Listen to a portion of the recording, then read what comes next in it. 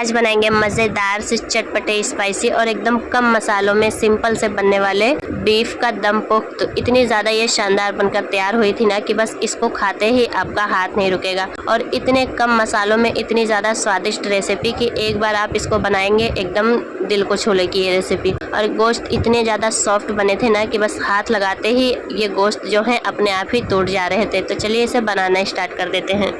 इसे बनाने के लिए यहाँ पर हमने ले लिया है एक प्रेशर कुकर और सबसे पहले मैंने यहाँ पर ले लिया है 100 ग्राम फैट। ये रेसिपी बनाने के लिए फैट बहुत ज़रूरी रहता है। अगर आपके पास बकरी का हो या फिर बीफ का हो, कोई सा भी फैट हो तो आप यहाँ पर ऐड कर सकते हैं। फैट ऐड करना ज़रूरी है क्योंकि इस रेसिपी में फैट डालेंगे तभी इसका टेस्ट और एकदम बेहतरीन सा रहेगा, क्योंकि इसको हम दम पे देते हैं तो फैट इसको ज़रूरी रहता है। तो फैट को मैंने 100 ग्राम लेकर यहाँ पर नीचे से फैला दिया था। और यहाँ पर गोश्त मैंने ले लिया है 600 ग्राम मैंने गोश्त ले लिया था बीफ का। आप चाहे तो यहाँ पर बकरे का ले सकते हैं। ज़्यादातर यहाँ पर ये जो मटन दम पोख बनाते हैं ना, ये बकरे के गोश्त में ही बनता है, लेकिन आज हम बनाएंगे इसको बीफ के अंदर, बीफ दम पोख। तो यहाँ पर हमने सारे गोश्तों को यहाँ पर ऐड कर दिया है। फैट नीचे ऐड करके एक लेयर फैट ऐड कर दिया था और ऊपर से जो हमारे गोश्त हैं वो बाकी के ऐड कर दिए थे। अब यहाँ पर कुछ साबुत मसाले जाएंगे, जिसमें हमने यहाँ पर ले लिया है सबसे पहले यहाँ पर 2 बटाटा ले लिया था, जिनका छिलका निकाल कर धोकर हमने अच्छे से यहाँ पर ऐड कर दिया है। और यहाँ पर हमने एक प्याज ले लिया था, जिनका छिलका निकाल कर बीच से 2 करके अच्छे से कट करके वो ऐड कर दिया है।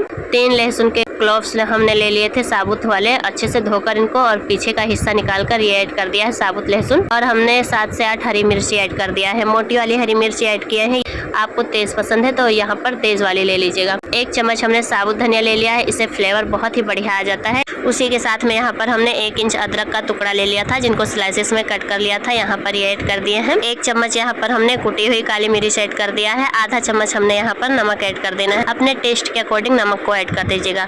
हाफ लेमन जूस निकाल लिया था, ये ऐड कर दिए हैं। और उसी कप से हमने यहाँ पर हाफ कप ऑयल ले लिया था, तो ऑयल को हमने ऐड कर दिया है। उसी कप से हमने यहाँ पर हाफ कप पानी ले लिया था, पानी को ऐड कर दिया है। देखिए इसमें ऑयल ज़्यादा नहीं ऐड किए हैं, और क्योंकि फैट हमने नीचे ऐड किया था तो इस वजह से ऑयल ज़्यादा नहीं यूज़ होता है इस रेसिपी में। प्रेशर कुकर का लीड हमने लगा देना है, मिक्स नहीं करना है। इसी तरीके से हमने इनको लगाकर छोड़ देना है 30 से 35 सेकंड तक। गैस को एकदम लो करके, गैस को एकदम स्लो आंच पे पकाना है। जो हमारे गोश्त हैं इनको एकदम स्लो रखना है गैस को, और एकदम गैस को लो करके ही पकाना है। आप चाहे तो इनको खुले बर्तन में भी बना सकते हैं, लेकिन इसको जब प्रेशर कुकर में बनाएंगे तो एकदम गोश्त जो है वो सॉफ्ट हो जाएंगे। 35 से 40 सेकंड के बाद ढक्कन हटाकर यहाँ पर मैं आपको दिखा रही हूँ। ये देखिए कितनी ज़्यादा मज़ेदार और एकदम बेहतरीन, जो इसमें का पानी था वो खुशक हो गया है और जो हमारे बीफ दम पोख थे वो बनकर तैयार हो गए हैं। एकदम चटपटी सी स्पाइसी मज़ेदार सी बनकर तैयार हो गए हैं। अब जो हमारे बीफ दम पोख थे वो बनकर तैयार हो गए हैं। अब इनको हम एकदम गर्मा गर्म अपने एक प्लेट में सर्व कर देते हैं। ये देखिए यहाँ पर ऊपर से बारीक कटी हुई हरी मिर्च ऐड कर दिया हमने, एकदम बारीक बारीक रफली चॉप कर लिया था।